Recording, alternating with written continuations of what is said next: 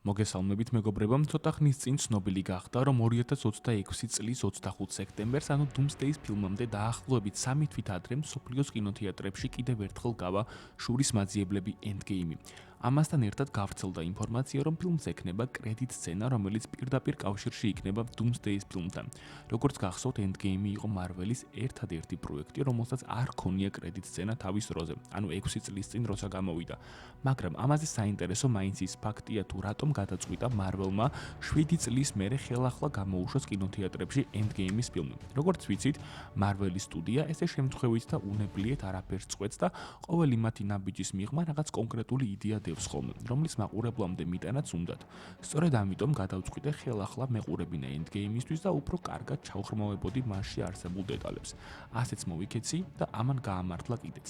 რიგით არ მახსოვს, რომელი ნახვის, მაგრამ ხელახალი ყურების შემდგომ აღმოვაჩინე რაღაც დეტალები, რომლებმაც შეგვიძლია პირდაპირ თქვათ, რომ ძალიან კარგი შესავალი გაუკეთა Doomsday-ის ფილმს.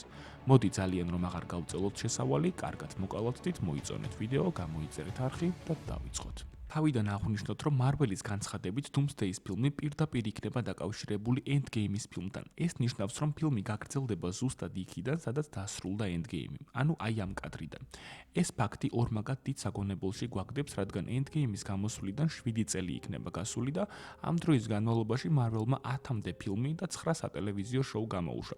როგორც ვიცით, ადამიანი ობობას მესამე ფილმით დასრულდა უსასრულობის საგა და დაიწყო მულტივერსის საგა, მაგრამ რეალურად რომ შევხედოთ, მულტივერსის საგა დაიწყო ჯერ კიდევ Endgame-ის ფილმში, რადგან პირველი კონცეპტი დროში მოგზაურობის და სხვადასხვა დროის ხაზების არსებობის შესახებ მივიღეთ სწორედ Endgame-ში. შურისმაძიებლები გადადიან უკან დროში, რითიც ქმნიან ალტერნატიულ სამყაროებს და იპარავენ უსასრულობის ქვებს. ნებულა, თანოსი და გამორა გადმოდიან წარსულიდან მომავალში, სტივი ბრუნდება უკან დროში, ქმნის ახალ ტაიმლაინს და რჩება პეგი კარტერთან. მოკლედ, იდეურად ჩვენ მულტივერსის საფუძვლები სწორედ Endgame-ში გავიცანით. იყო კიდეც ამაზე საუბარი ფილმში ბრიუს ბენერსა და უძველეს არსებას შორის, თუ როგორ დაფლეთ და უსასრულობის ქვების დაკარგვა მთავარ დროის ხაზს. კარგი, დავუბრუნდეთ იმ ფაქტს, რომ Doomsday Endgame-ის სიკველი, ანუ გაგრძელება იქნება. წარსულ შურისმაძიებლების ფილმებს თუ გადავხედავთ, მივხვდებით, რომ ეს ფილმები არ არის გადაღებული როგორც ერთმანეთის გაგრძელება. მხოლოდ უსასრულობის ომისა და Endgame-ის შესახებ შეგვიძლია ეს ვთქვათ, რომლებიც მხოლოდ 1 წლის დაშორებით გამოვიდა ერთმანეთისგან. ამის გარდა, პირველი შურისმაძიებლები, მეორე და მესამე ფილმები ერთმანეთისგან დამოუკიდებელ ისტორიას გვთავაზობს, რომლებიც უბრალოდ იზიარებენ საერთო დეტალებს და პერსონაჟებს. ამის მსგავსად იქნება Doomsday და საიდუმლო ომები, რაც ასევე გასაგებია, რადგანაც ეს ფილმებიც 1 წლის დაშორებით გამოდის ერთმანეთისგან. მაგრამ იგივეს ვერ ვიტყვით Endgame-სა და Doomsday-ზე, რომელთა შორის სხვაობად 7 წელი, 10 ფილმი და 9 სერიალია. ამ დროის განმავლობაში შეიცვალა ძალიან ბევრი რამ, ძალიან ბევრი ახალი პერსონაჟი გამოჩნდა, ძალიან ბევრი დაიკარგა. მაშ რა ხდება? რატომ აგრძელებს Marvel-ი ისტორიას იმ ფილმიდან, რომელიც ამდენი ხნის წინათ გამოვიდა? Endgame-ის ფილმში ჰალკი ხსნის დროში მოგზაურობის ფენომენს, სადაც ამბობს, რომ წარსულის ცვლილებას მომავალზე გავლენის მოხდენა არ შეუძლია. მაგრამ რაც გამორჩა, ეს არის ფაქტი, რომ ყოველი ახალი დროში მოგზაურობის მომენტი ქმნის ალტერნატიულ დროის ხაზს, რომელიც არ არის სტაბილური და საფრთხეს უქმნის მთავარ ტაიმლაინს. ამიტომაც Marvel-მა შემოიტანა TVA-ის ფენომენი, რომელთაც ევალებათ უადგილო და ზედმეტი დროის ხაზების განადგურება, რათა შეინარჩუნო მთავარი დროის ხაზი. Endgame-ში ჩვენ ვნახეთ, რომ ლოკიმ ტესერაქტი მოიპარა და ალტერნატიულ დროის ხაზში გადავიდა. თუმცა TVA-ის გუნდმა ის დაიჭირა და მათ გაანადგურეს ლოკის მიერ შექმნილი ზედმეტი დროის ხაზი. თუმცა აქ ერთი საინტერესო დეტალია. რადგანაც ჩვენ ვიცით, რომ Doomsday Endgame-ის პირდაპირი გაგრძელება იქნება, წესით ლოგიკურია, რომ ამ ფილმის სანახავად უშუალოდ Endgame-ამდე მომხდარი მოვლენები საკმარისი იყოს. გულისხმობ, რომ თავისთავად ვისაც Endgame-ის ფილმიდან Doomsday-მდე გამოსული პროექტები ნანახი ექნება, ცხადია უპირატესობა ექნება სიუჟეტის აღქმის დროს. მაგრამ წესით და რიგით Doomsday ასევე მეტნაკლებად გასაგები უნდა იყოს იმ ხალხისთვისაც, ვისაც Endgame-ის შემდგომ ყველა პროექტი არ უნახავს და რაც მთავარია, არ უნახავს ლოკის სერიალი, რომელშიც ძირეულად გაიხსნა მულტივერსის კონცეფცია. შესაბამისად, იმ ხალხმა, ვინც ლოკი ბოლოს Endgame-ში ნახა და არ იცის მისი ისტორია ამ ფილმის შემდგომ, უნდა შეძლოს და აყვეს Doomsday-ის სიუჟეტს უპრობლემოდ. კარგი, როგორც ვნახეთ, ლოკის სერიალში TVA-მ გაანადგურა ის ალტერნატიული დროის ხაზი, რომელიც ლოკიმ 2012 წელს შექმნა. ეს ნიშნავს, რომ განადგურდა ტაიმლაინი, სადაც კაპიტანმა თავის თავს უთხრა, რომ ბაკი ცოცხალია. ჰიდრას გუნდის წევრებს უთხრა, რომ ისიც ჰიდრას მხარესაა. განადგურდა ის ტაიმლაინი, სადაც ენტმენი და ტონი გაერთიანდნენ, რომ ტონისთვის გულის შეტევა მიეყენებინათ და ის ტაიმლაინიც, რომლიდანაც ლოკიმ ტესერაქტი მოიპარა. მაგრამ ჯერ კიდევ არსებობს ის დროის ხაზი, სადაც როკეტი და თორი 2013 წელს დაბრუნდნენ ასგარდში და მოიპარეს რეალობის ქვა და ასევე მიოლნირიც.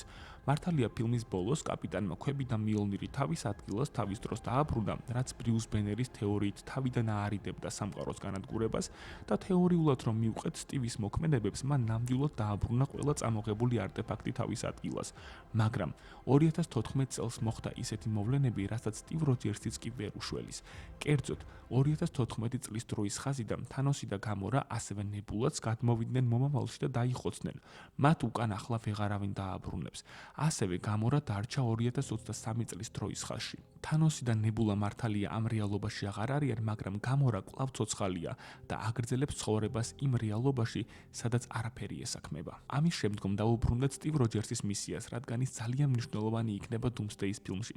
როგორც ვიცით, ფილმის ბოლოს სტივი დაბრუნდა წარსულში, შექმნა ალტერნატიული დროის ხაზი, სადაც ბედნიერად იცხოვრა პეგი კარტერთან ერთად. მაგრამ იცხოვრა კი მან ბედნიერად. ამას ცოტა ხანში დავუბრუნდებით.